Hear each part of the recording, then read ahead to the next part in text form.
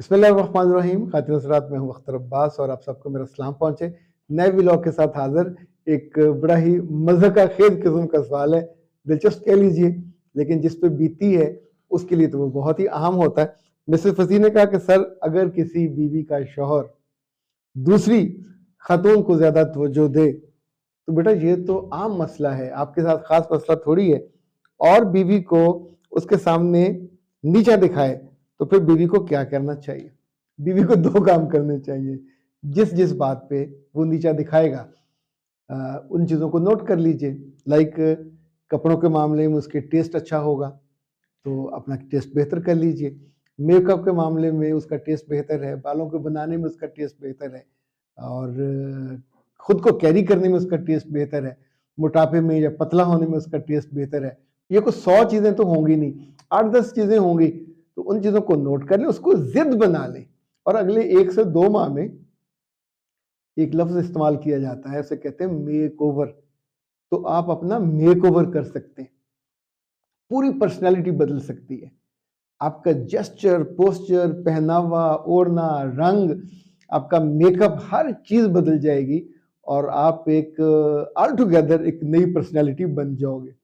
खर्चा किसका होगा? इन्हीं साहब का। इन्हें इतराज़ है ना? यही चीज़ों को बेहतर करना चाहते हैं, ओके, लेट हिम स्पेंड और उसका खर्चा कराइए। लेकिन जहाँ ये कर रहे हों तो वहाँ का जो सबसे अच्छा होता है, इग्नोर हिम, इग्नोर हर। जिसका कंपैरिजन कर रहे हैं वहां से उठ के चले जाइए और अगर कहना भी हो तो प्यार से आप जरा चीजें डिस्कस करें, जो आपको चीजें पसंद है उनको देख लीजिए, तो जब जी चाहे फारग हो जाए तो मुझे फिर बुला लीजिएगा।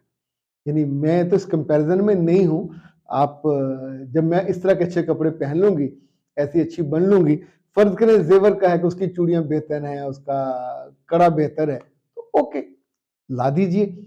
उसको भी तो किसी ने ला के दिया होगा ना। तो इसलिए इस चीज को इशू बना के आप अपनी जिंदगी को जहर से मत भरें। आम तौर पे जो लोग दीनदार होते हैं उनमें ये कमियां कुताहियां कम होती हैं, जो अल्लाह रसूल से मोहब्बत करने वाले, उनमें से बेशतर लोगों की आंखों की पाकीज़गी बरकरार होती है और ये डरते हैं दूसरों की बीवियों को। ज़ाहिर है वो उनके लिए नामहरम है, तो नामहरम को तो आप जब बार-बार देखोगे, बुरी नीयत करोगे, बुरा इरादा करोगे, या तो आंखों में आ जाएगा या आपके माथे पे लिखा जाएगा। नहीं, अगर आप उनकी बीवी होते हुए जो पहचान जाते हो कि इस वक्त इसकी इंटेंशन किसी और औरत को देखने और उसकी तारीफ करने और उसको तहसीन करके उसके करीब होने की है, और 2 सूरतें होती हैं, ऐसी औरतें आमतौर पे शादीशुदा होती हैं, तो मुझे लगता है ये डबल गुनाह हो जाता है। अगर वो कुंवारी बच्चियां हैं तो फिर उनको इतना बेवकूफ़ नहीं होना चाहिए कि एक ब्याहता आदमी के साथ वो फ्लर्ट कर रहा हो और अपनी बीवी को कंपैरिजन में नीचा दिखा रहा हो। और एक बात और याद रखिएगा, आपके जो बच्चे हैं वो नुत्फा इन्हीं साहब का है, तो आप सोचिए, और कभी अगर कहना हो तो बिल्कुल प्यार से कह दीजिए कि आप अगर मुझे नीचा दिखाएंगे तो कल ये बच्चे जो बड़े हो रहे होंगे ये भी इसी तरह ही परवान चढ़ेंगे, फिर लोग इनका मजाक उड़ाएंगे और तब आपको अच्छा नहीं लगेगा। अगर किसी को अपनी बीवी की इज्जत करनी है, करवानी है, तो ज़ाहिर है उसके नतीजे में उसके बच्चों की भी होगी। और अगर कोई अपनी बदनज़री को, बदनिगाही को कंट्रोल नहीं करता और दूसरों की औरतों से फ्लर्ट करने के बहाने ढूंढता है और बात करने के बहाने ढूंढता है, तो जो इसे कहते हैं तख्ता मश्क, वो अपनी बीवी बनेगी, तो अपनी बीवी से उसके दिल से मोहब्बत भी रुखसत हो जाएगी। खुदा ना खास्ता अगर वफा भी रुखसत हो जाए तो भाई साहब आपके पल्ले क्या पड़ेगा? इसे कहते हैं गुनाहे बेलज्जत। अगर माएँ अपने बच्चों को कभी इस बात पे सिखा पाएँ, कोई लेक्चर नहीं देना होता, पर जब बच्चे बड़े हो रहे हैं तो उनको बताते हैं कि मेरे बच्चे, तू मेरा बेटा है और तू अपने बाप का नुत्फा है, तो इतना याद रख कि अच्छे अजीमुशान और शानदार लोग वो होते हैं जो अमानतें उनको दी जाएं उनके साथ मुखलस होते हैं, अपनी आंखों की हिफाजत करते हैं। अल्लाह के रसूल का हुक्म है, इरशाद है कि अगर तुम मुझे 2 चीज़ों की ज़मानत दे दो। आप सोचिए, ये जो आँख के बारे में आप जब बदनिगाही करते हो, उसके लिए क्या हुक्म है? आँख भी ज़ना करती है।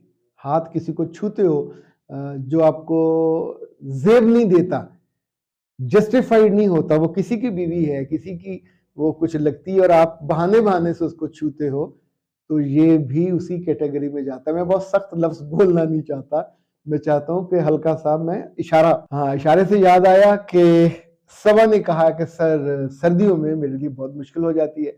मेरे चेहरे पे वो जो व्हाइट-व्हाइट सा वो निकल आता है और इवन जल्द में ऐसे करूँ तो व्हाइट सा जैसे वो होता नहीं है, क्या उसे कहते हैं, चूना सा वो निकल आता है और कभी-कभी तो जल्द उस खुश्की की वजह से दूसरा ये कि बिल्कुल डल हो जाती है। मेरी बाकी दोस्तों की जल्द इतनी अच्छी है, खूबसूरत है, रोशन है, पर मेरी नहीं है। मैं क्या करूँ? मेरे बच्चे इसमें 2-3 काम हो सकते हैं और कुछ टोटके होते हैं, लेकिन अगर आप टोटकों में अब तक नहीं गए और आपने वो नहीं आज़माया तो इसका मतलब है आप उससे फ़ायदा नहीं उठा सके। तो कि जो बना बनाया आपका इलाज है, ट्रीटमेंट है, वो बहुत ही शानदार है। वो है ऑर्गेनिक ब्यूटी सीरम। ये कस्टमाइज्ड बनता है। अब जब फ़ोन करेंगे पाकिस्तान हर्बल वालों को 0300 041 9942 तो आप उन्हें वो आपसे पूछेंगे, एक फॉर्म फिल करेंगे आपका, उसमें जो वज़न है, कद है, स्किन का जो टाइप है, जो स्किन का इश्यू है और फिर डॉक्टर नौशीन साहिबा उसको कस्टमाइज़ आपका सीरम बनाएँगी। ये सीरम बनाने के बाद आपको यहाँ-जहाँ लगाना, इस वक़्त मैंने सूट पहना हुआ वरना मैं आपको लगा के दिखाता। और अलबत्ता ये जो जेड रोलर है ये मैं आपको करके दिखा सकता हूँ। वैसे इन दिनों तो चीन वालों ने ऐसी मार्केट की तबाही फेरी है, इंडिया की जो मुख्तलिफ न्यूट्रिशनिस्ट हैं वो भी लेके बैठी हुई हैं, यहाँ-वहाँ फेर रही हैं, पाकिस्तानी भी इसको बेच रहे हैं।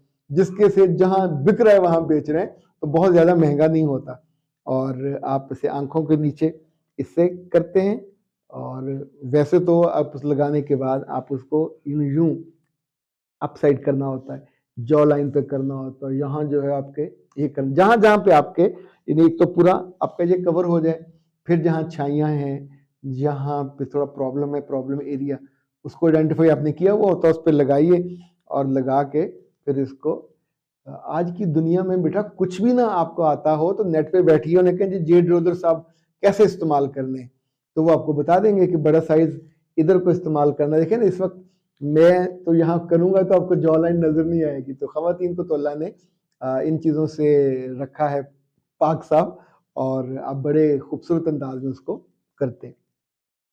एक बात आपको और बताऊँ, जो लड़कियाँ और ख़वातीन 5 नमाज़ें पढ़ती हैं और वज़ू करती हैं और वज़ू के बाद कभी-कभी आप थोड़ा मॉइस्चराइज़र अपने चेहरे पे कर लेते हैं, तो मेरे बच्चों ये मसला आपके साथ होता ही नहीं है।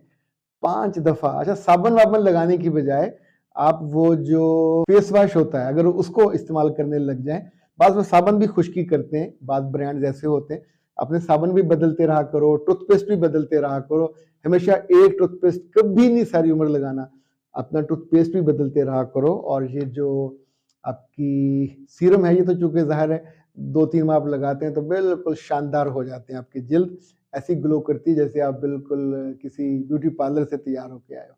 अख्तर अब्बास को दीजिए इजाज़त। अस्सलाम वालेकुम।